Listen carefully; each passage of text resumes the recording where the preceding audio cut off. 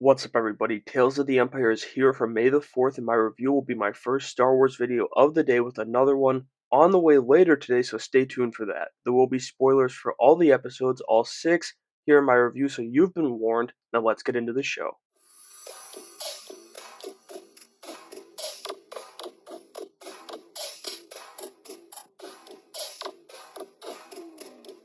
Alright, I'm going to go through all the episodes, on their own here, kind of in a hybrid review breakdown style, talking about the things from each episode, good and bad, that stood out. So starting with episode 1, I absolutely loved seeing General Grievous's invasion in its entirety. That's his invasion of Dathomir. We obviously saw him take over Ventress's village and Mother Talzin's in the Clone Wars, but we see him push to Morgan's, where he kills her mother in front of her, and it seemed like it was her dead mother, like her mother Talzin, as well as searching for the Mountain Clan. After the attack, it seems the Night Sister powers are gone, and we go to a village up in the Mountain Clan that did look a lot like the Night Brother village from Jedi Fallen Order. So I wonder if the brothers maybe come in and take that over with Terran Malicos. I don't know. It's not like we'd see that maybe in a comic or something, but I doubt it'll ever be addressed again. We do, however, see why Morgan isn't on Dathomir anymore, and that's because she puts together a little team to go after Grievous as him and the droids continue searching for Night Sisters, and she's the only surviving one, and the Mountain Mother lost her daughter, so ELSBETH is expelled or banished, even though she saved her life during the fight. I thought that was a decent episode to start. It's very reminiscent of the start to Tales of the Jedi, with Ahsoka's origin moving to Morgan's here, and the thought did cross my mind that the Mountain Clan mother is the same Night Sister from Ahsoka, that the main one, the leader, but at the same time those witches had red magic and she had blue, but just some food for thought. Moving on, let's hit episode 2, which was a major step up. We see Morgan pitching the Interceptor fighters we see in Rebels when Thrawn comes in, but she's pitching them to just the Empire here, not Thrawn directly. But what I love about this is that Captain Pellaeon is at that meeting and is very much intrigued by her ideas. She returns to her village, the one from the Mandalorian, thinking the Empire is just coming there for their resources, and we learn a little more of how she took it over. It was sometime after she left Dathomir, obviously, but also before Ahsoka, and she also doesn't see it as controlling the village. She thought those were her people now.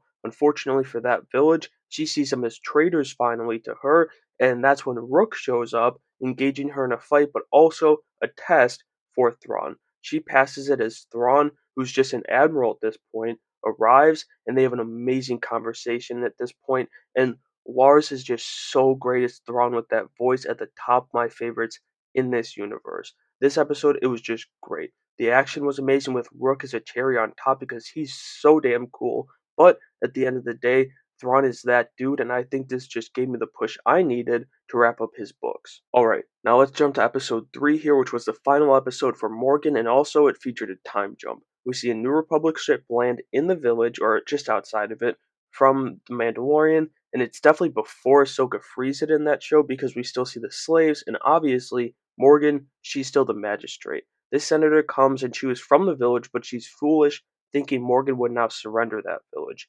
In response, Morgan burns the village and the forest outside of it and takes out all the New Republic troops and the senator, as well as her ship.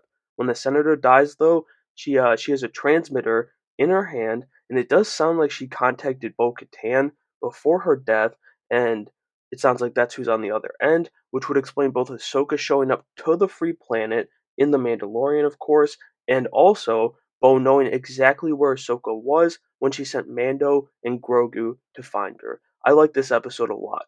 Maybe not, for the best reasons, because for whatever reason it is, I just love how ridiculously stupid and awful the New Republic is, so this was right up my alley. And I also just like the dots being connected between this and Mando and Ahsoka. The Filoni-verse is very well on its way. Now, before we get into Barriss's episodes, I wanted to thank you for checking out my review on Tales of the Empire. If you're enjoying it so far, I'd appreciate it greatly if you subscribe to the channel as I push for 1,000 subscribers soon, very soon here. So thank you once again, and after almost a decade, let's talk about what happened to Barriss Offee. Her first episode, episode 4, opened as she wakes up in a sweat in prison during Order 66. The guards, who were the Coruscant guards, the clone troopers, tell her she's lucky she's not a Jedi anymore as she watches the temple burn with a shocking amount of concern on her face for someone who saw through the Jedi for what they were. She's then kind of forced into the Inquisitorius, not really kind of like literally at gunpoint, and is taken to the fortress, which is incomplete,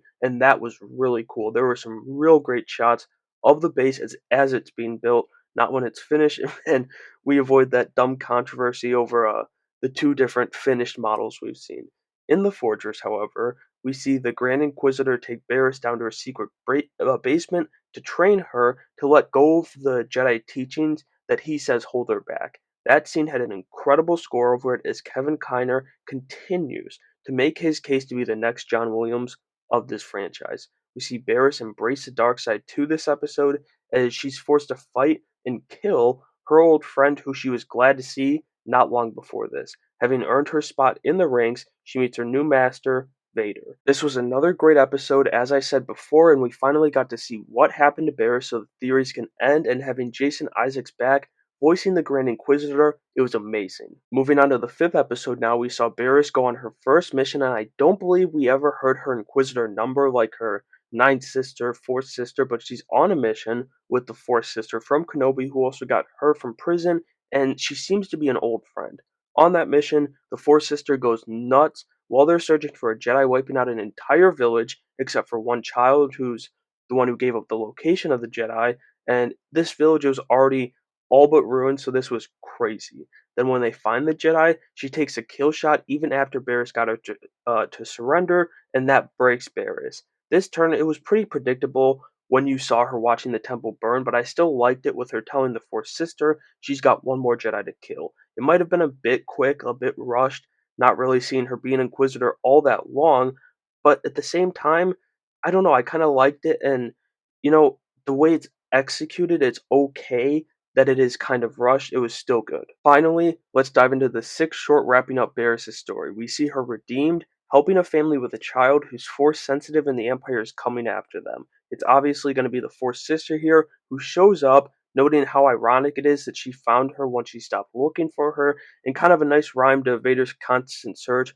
for Obi-Wan, although he obviously never really stops looking, even though Palpatine wants him to. The family gets away, and the fourth sister, who's trapped in these caves, just as Barriss told her she'd be, goes into a rage which doesn't help and leads to her stabbing Barriss. That breaks her after she stabs her, and I'm not sure if this was before or after Kenobi. I'm assuming it's after because it seems Barriss sent the family to Ahsoka or the Path, one of the two, and that would be my best guess at least. So I could see this being after Kenobi, and then they'll put out like some comic or something of the Grand Inquisitor or another Inquisitor, maybe even Vader, hunting these two down because it just feels like another Barriss cliffhanger. I did really enjoy that episode though. The action with Barriss fighting without a saber, showing her peace of mind, was absolutely amazing. But my headcanon is going to be that she dies in this episode because I just can't do another cliffhanger for Barriss. And so that'll do it for my breakdown and or review, whatever you want to call it, of Tales of the Empire. I liked it, maybe not as much as I like Tales of the Jedi, but I don't want to compare the two because Jedi just had characters I personally care about a whole lot more. Let me know what you thought about these shorts though down in the comments below and make sure you have a great day.